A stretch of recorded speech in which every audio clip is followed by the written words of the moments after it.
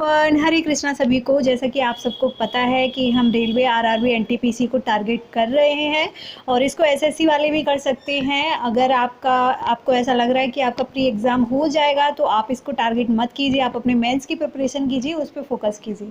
और जिनका नहीं होगा तो वो रेलवे आरआरबी एनटीपीसी को भी टारगेट कर सकते हैं। तो जैसा कि आप सबको पता है कि हम यहाँ पर ग्रुप स्टडी कर रहे हैं, यहाँ पे हम एक दूसरे की हेल्प कर रहे हैं। जो भी content, syllabus, books, PDF, notes, classes मैं सब कुछ टेलीग्राम पर शेयर कर देती हूँ। एंड जो भी टारगेट रहते हैं डे बाय जो भी डे के टारगेट रहते हैं वो सारे मैं अपने टेलीग्राम ग्रुप पर शेयर कर देती हूँ। अगर आपने टेलीग्राम ग्रुप ज्वाइन नहीं किया है तो लिंक आपको डिस्क्रिप्शन मिल जाएगा, आप वहाँ से ज्वाइन कर सकते हो। तो जैसा कि काफ़ी सारे एस्पिरेंट के कमेंट्स आ रहे थे हैं कि हम जीके जीएस की स्ट्रैटेजी भी बात करते हैं। तो जैसा कि हमने 60 डेज़ की स्ट्रैटेजी रखी हुई है जीके जीएस के लिए। आपको पता है कि जीके जीएस का जो रोल होता है वो काफ़ी ज़्यादा इंपॉर्टेंट होता है हर एग्ज़ाम के पॉइंट ऑफ व्यू से देखें तो, क्योंकि हम मैथ्स में स्कोर कर लेते हैं, रीजनिंग में भी स्कोर कर लेते हैं, बट जो हमारा जीके जीएस होता है उसमें हमारा जो नाम होता है मेरिट से बाहर हो जाता है। कि आप सबको पता है कि हमारे पास टाइम बहुत कम है और हमारा जो एग्ज़ाम है हो सकता है कि वो दिसंबर में ही स्टार्ट हो जाए। तो हमारे पास ज़्यादा से ज़्यादा 2 मंथ है और ज़रूरी है कि इसमें एक इफ़ेक्टिव प्लान वे में स्टडी की जाए। और इसलिए ज़रूरी है कि स्ट्रेटजी और प्लानिंग के साथ स्टडी करो, टारगेट बनाकर स्टडी करो।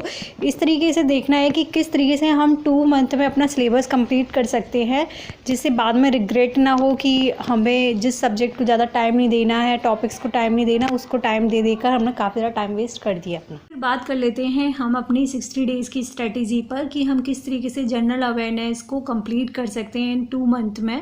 और तो जैसा हमारा एग्ज़ाम पैटर्न होता है CBT 1, और CBT 1 में हमारा GS का जो वेटेज है वो 40 मार्क्स का है और 40 मार्क्स में हमारा 1/3 की नेगेटिव मार्किंग रहती है। तो तुक्का लगाने का कोई ऑप्शन बचता ही नहीं, क्योंकि हमें वही क्वेश्चंस अटैम्प्ट करने जो हमें आते हैं। और तो तुक्का लगाने का अगर जो लोग सोच रहे हैं तो वो तो दिमाग से निकाल ही दें, वो ज़्यादा सही रहेगा। और CBT 2 में हमारा GS 50 मार्क्स का आता है।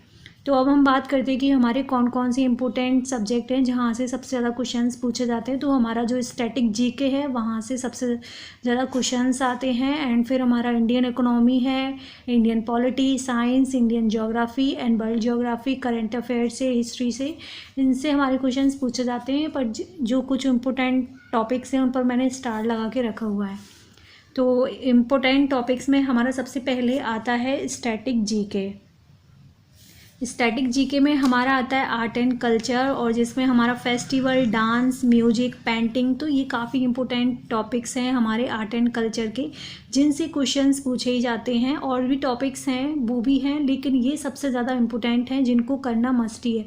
अगर कभी होता है एग्ज़ाम के लिए काफ़ी कम टाइम है तो इन जो चैप्टर्स हैं इनको प्राथमिकता ज़्यादा देनी चाहिए, क्योंकि इनसे ही क्वेश्चंस पूछे जाते हैं बार बार एग्ज़ाम में।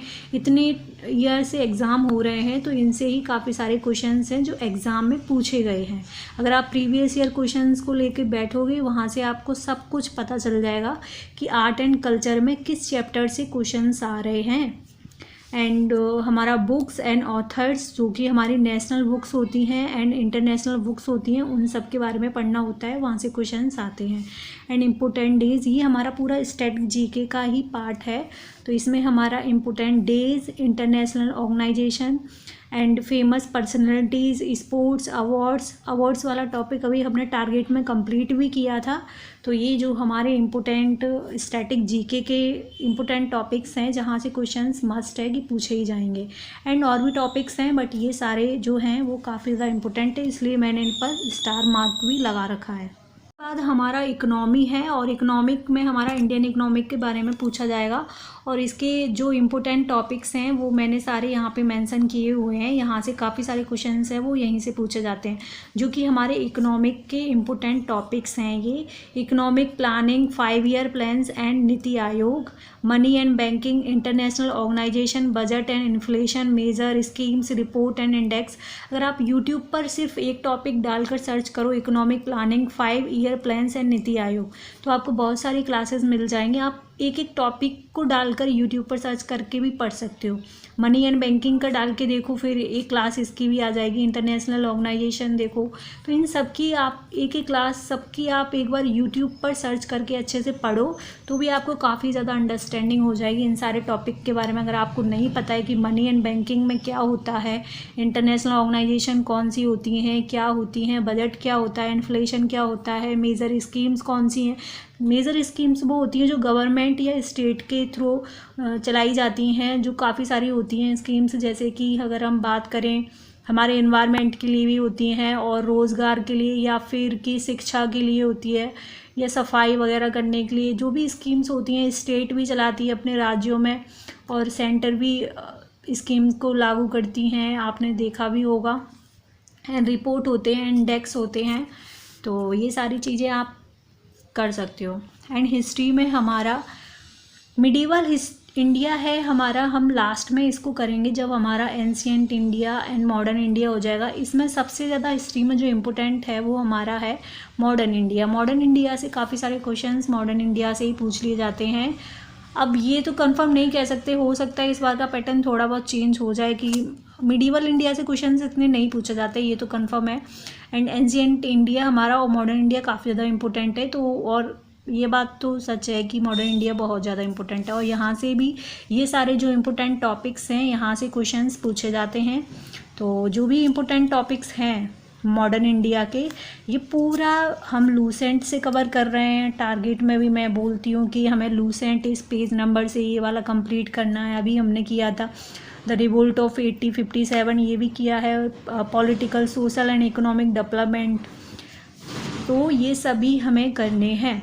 Important monuments during British period, Indian freedom struggle, तो आप देख लो। इसकी मैं PDF डाल दूँगी अपने टेलीग्राम ग्रुप पर। बाद है हमारा इंडियन ज्योग्राफी, और इंडियन ज्योग्राफी से ये सारे इंपॉर्टेंट जो हाईलाइट पॉइंट्स हैं, जो भी चैप्टर्स हैं हाईलाइट, जहाँ से क्वेश्चंस पूछे जाते हैं, मतलब कि इनको करना तो करना ही है। अगर आप उन चैप्टर्स को नहीं कर सकते हो, बट इनको तो आप स्किप कर ही नहीं सकते हो, यहाँ से तो क्वेश्चंस पूछे ही जाएंगे। इसलिए ज़रूरी है कि इन चैप्टर्स को करना, अभी इन चैप्टर्स को ही करेंगे हम। तो geographical location of India, physical division of India, drainage system and agriculture, dams, rivers, valley projects, minerals and energy resources, transport in India, states and union territories, major cities on rivers banks. तो ये सब काफ़ी important है। And world geography से questions पूछे जाते हैं। Universe, earth, rocks, earthquake and volcano, oceanic currents, channels, states, major mountain ranges, plateau, deserts, lakes, grasslands, major cities, language and tribes, major rivers of the world, जो भी world की नदियां हैं, विश्व की नदियां हैं, उनके बारे में पढ़ना होता है। एंड ये है हमारा पॉलिटी, और पॉलिटी के जो इम्पोर्टेंट हाईलाइट्स हैं उन पर मैंने स्टार भी लगा के रखा है कि यहाँ से क्वेश्चंस हैं जो हमारे बहुत पूछे जाते हैं।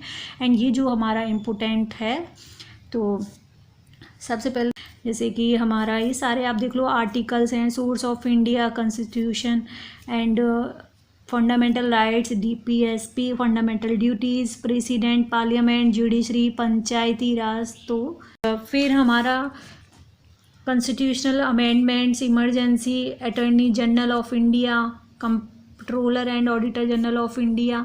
साइंस में हमारा बायो, फिजिक्स एंड केमिस्ट्री, जिसमें कि हमारा बायो काफ़ी ज़्यादा इंपॉर्टेंट है। कंप्यूटर के बेसिक्स पूछे जाते हैं नॉर्मली, जैसे कि जो भी है हार्डवेयर है कंप्यूटर का, सॉफ्टवेयर के बारे में पूछेंगे, इनपुट आउटपुट डिवाइस क्या होते हैं, तो इन सब के बारे में नॉर्मल, जो माउस क्या होता है, और जो भी है कीवर्ड के बारे में, इन सब चीज़ों के बारे में जो भी बेसिक्स होते हैं कंप्यूटर के, इन सब के बारे में पूछेंगे बस।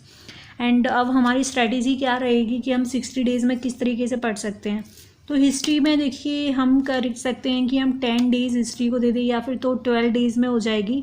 अगर हिस्ट्री को हम 4 डेज़ में एंशिएंट कर लें, 4 डेज़ में हम कर लें मॉडर्न हिस्ट्री, मिडीवल को अभी स्किप कर दो, मिडीवल मत करो, टाइम बचेगा तो बाद में मिडीवल कर लेंगे। तो अभी कर लेते हैं एंशिएंट, 5 डेज़ में एंशिएंट कर लेते हैं, 5 डेज़ में हम कर लेते हैं मॉडर्न इंडिया। देन उसके बाद टाइम बचेगा तो उसमें करेंगे हम medieval India. And geography 5 days में ज्योग्राफी भी कंप्लीट हो जाएगी। अगर हम लूसेंट की बुक पढ़नी है, लूसेंट से सारे कंसेप्ट कर लो, ऐसा करना है, मैं बताऊँ। अब बस ये करना है कि लूसेंट की बुक लेनी है। पहले तो कोई यूट्यूब पर लेक्चर देखना है, मैराथन लेक्चर देख लो किसी, जिसे सब्जेक्ट स्टार्ट किया हिस्ट्री का, एंशिएंट पढ़ना है, उसका मैराथन क्लास देख ली, एकदम अच्छे से अंडरस्टैंड हो गया क्लास से कि काफ़ी अच्छे से समझ में आ गया कि क्या है इसमें, क्या है। तो उससे क्या होगा, फिर समझ में आ जाता है। तो हम जब थ्योरी पढ़ते हैं ना, तो वो चीज़ें काफ़ी अच्छे से समझ में आती हैं। अगर क्लास देख के आपने समझ ली है, फिर आप थ्योरी समझोगे तो और भी ज़्यादा इंटरेस्ट आता है। तो क्या करना है, पहले थ्योरी समझ लो यूट्यूब पर क्लासेस से, एंड बेस्ट क्लास का लिंक मैं शेयर कर दूँगी अपने ग्रुप पर टेलीग्राम। एंड बस फिर आपको ओनली थ्योरी पढ़ना है वहाँ से, लूसेंट की बुक से, और PYQ सॉल्व करने। प्रीवियस ईयर क्वेश्चन पेपर की बुक ले लेना, पिनेकल या किरण की, किसी की भी, वहाँ से chapter wise questions previous year solve करने हैं, बस ये करना है। तो इस तरीके से हिस्ट्री एंड ज्योग्राफी को 5 डेज़ में कंप्लीट कर लो, इकोनॉमिक को 5 डेज़ में, पॉलिटी 5 डेज़ में। स्टैटिक जीके का तो डेली रहेगा 1 टॉपिक, जैसे कि आपको पता है अवार्ड्स के बारे में पढ़ना, इन सब के बारे में पढ़ना, जो भी इम्पोर्टेंट डेट्स क्या हैं हमारी, नेशनल पार्क के बारे में पढ़ना, तो ये काफ़ी इम्पोर्टेंट है। तो ये टॉपिक तो डेली 1 टॉपिक करना ही है। तो 2 मंथ में अगर सिलेबस कवर करना है GS का, जनरल अवेयरनेस का, तो ये हमारा पिनेकल का बुक्स मैंने बताई दी थी।